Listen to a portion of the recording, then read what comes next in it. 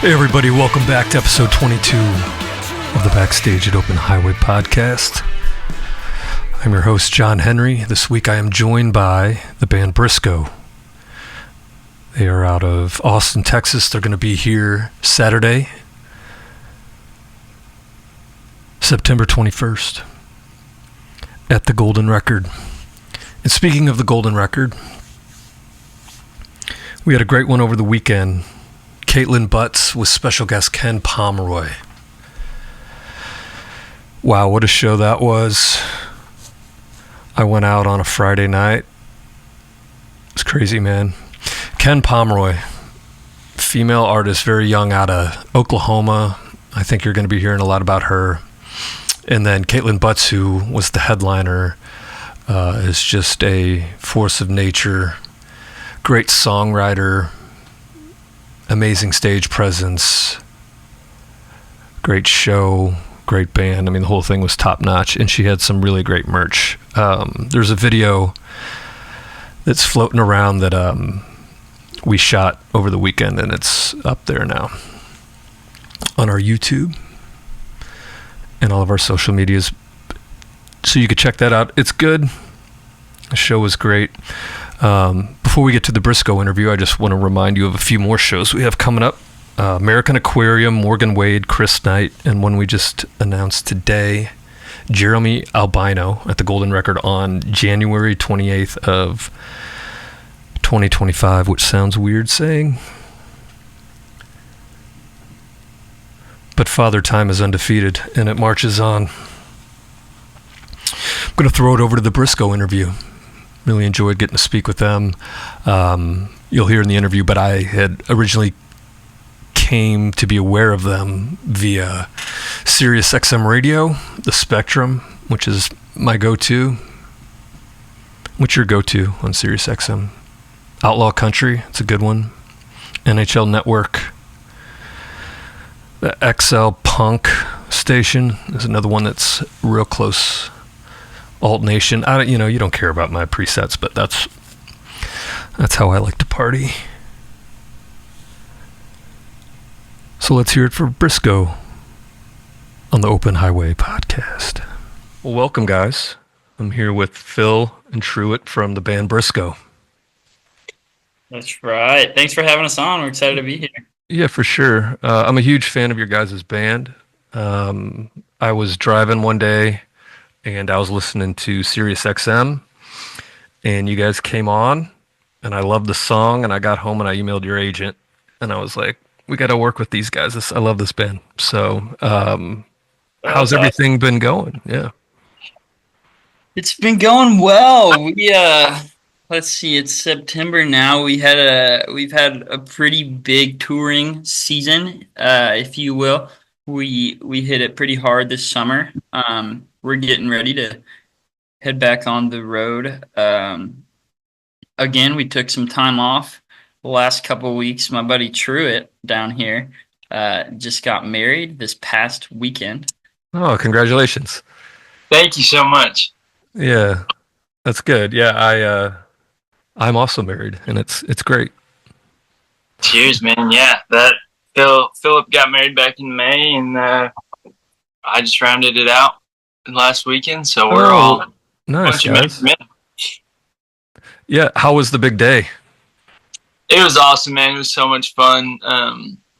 It was at a old historic hotel here in Austin, Texas, cool. And just couldn't have gone smoother. Honestly, we were super happy, and then we got to go just take it easy for a week and rest up, and now we're back home for a few days and excited to hit the road here soon. And we've got a couple little week and a half long runs throughout basically the rest of the fall.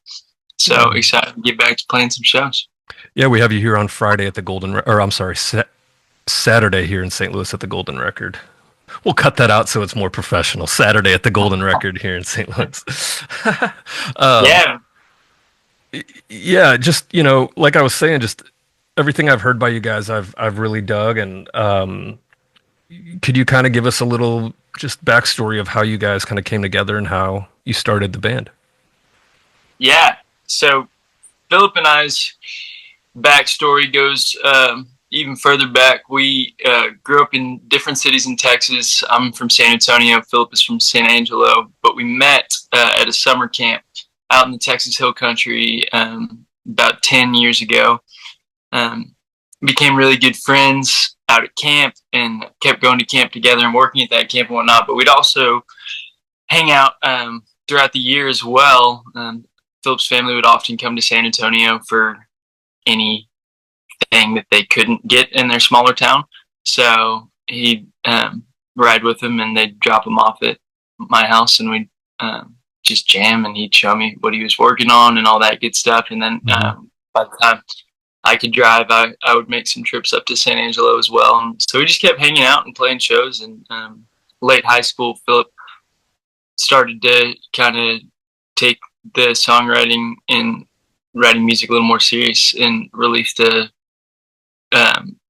original EP back in the day under the name Briscoe, and asked me to come play a couple shows with him. And then once we both decided to attend the University of Texas, he was a year older than me, or is a year older than me still. Still, yeah. And, so he was at U2.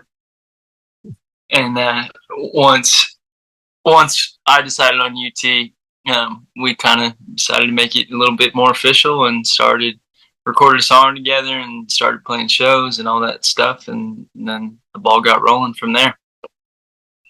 Very cool. When you guys were kind of first showing each other songs and getting the band kind of off the ground or just being friends, what were some of the bands that you kind of rallied around or songwriters that you rallied around and kind of were into and maybe came out in your own music? Yeah, great question. The very first song that we ever played together was at the talent show of the camp when we were campers, and we played Paradise by John Prine. Nice. We love like that 70s folk rock, country rock thing. So anybody in that world, we are big fans of. And then outside of that, we're both huge Avett Brothers fans. Mm-hmm. When we were first starting to play together, I think they were a big inspiration of how we would harmonize, how we would play our guitars together. I started playing the banjo really just because the Avett Brothers, so we could cover a lot of their songs. So yeah, that kind of folky rock, country rock world is right up our alley. I just saw them a few weeks ago. They're one of my favorite bands. And my wife and I love them so much that we named our oldest son Avett. So that's incredible. Yeah, so that's how much I also like their music. I think I became aware of them in like 2008. It was like Emotionalism era is when they kind of came on our radar, and I was just like blown away by the songs on that record. And then I went back through their catalog, and now they're the newer stuff I love too. So yeah, what a cool band and a cool story, and just their whole vibe is it's like what you want a band to be, it seems like. Right. You know, they're good to each other and they have fun, but they're also serious songs, but it's also lighthearted. You know, it's a tough combo. Yeah. They're incredible performers. It's crazy that they can write such good songs and be such good guys and put on such a good show. You know, they've got it going on. They do. Yeah. When you guys play shows in Austin, what's it like? I saw some video. They look rad. Man, there's just nothing like a hometown show. It's so much fun. And like I said, we started playing shows while we were at the University of Texas as students.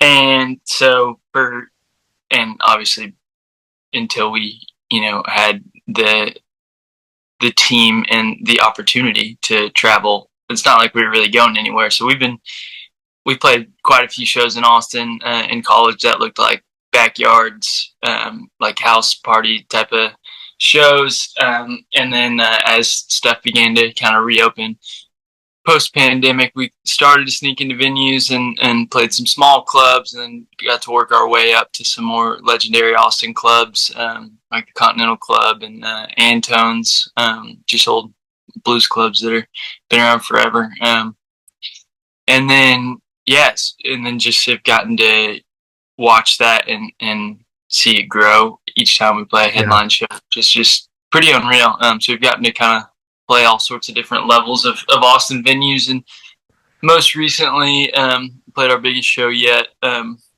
to just over 2,000 people at a place called Stubbs Barbecue here in town, which is just such a cool venue. And growing up in Texas, I mean, I saw a handful of shows at Stubbs in high school and whatnot, and then living in Austin, have seen plenty more. And so to get to have headline that venue now and pretty much sold it out was a real treat. So what a thrill. It was unreal. Such a it's really, we're just really grateful to have such an awesome city as our home base in Austin. People just rally behind music in general, but then also rally behind the kind of hometown bands, and so we're just really grateful. It was awesome. Yeah, such a rich musical city, and I was always kind of fascinated by the the combination of Texas and the German immigrants that came in and started with all the breweries, and the just the cultural element of that was just really unique to me. It seemed, coming from St. Louis up in the Midwest, it's cool to see just an area like that. Yeah, and you guys are having a minute right now with football. Yeah, seriously. Yeah, it's been a long ride as a lifelong Texas Longhorn fan, but things are looking okay right now, so we're happy. Yeah, I was on Twitter yesterday and I saw that Arch Manning run where he just took off. It was pretty cool, man. Yeah, that place down there must have been going crazy. Yeah, we're excited. It feels like we've been scarred a handful of times with thinking like, oh, we're the team's actually solid now. But this year feels a little bit different, so it's good. Well, that's good, and it's good for the city too. Yeah. When you guys are rolling down the road and you're in the van, what are some of the things you're listening to currently, or who are some of the songwriters or bands that are inspiring you? Yeah, great question. We, as a band, I feel like some of our biggest, like both Truett and I, but the guys that we tour with as well, all huge Nathaniel Rateliff fans. Yeah. I feel like one thing we can always count on is there's going to be a lot of Nathaniel played in the band.